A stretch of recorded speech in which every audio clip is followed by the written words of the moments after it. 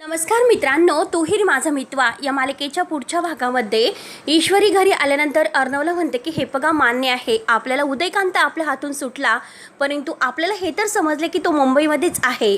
त्यावरती हे ऐकून आता अर्णव म्हणतो त्याला माहिती आहे की आपण त्याच्या मागे आहोत, त्यामुळे तो आता कुठे लपून बसेल माहिती नाही। त्यानंतर इकडे वल्लरी आणि सौदामिनी एकत्र येतात, दोघे एकमेकींच्या गाडीमध्ये आता एकमेकींना भेटतात।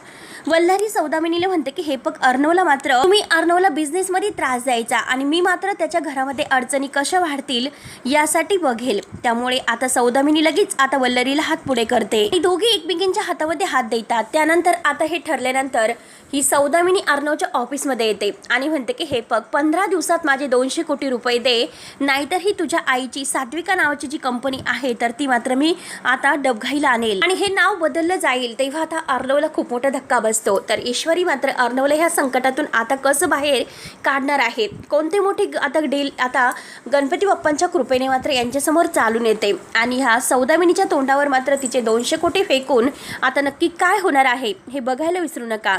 तोपर्यंत मात्र मित्रांनो, धन्यवाद।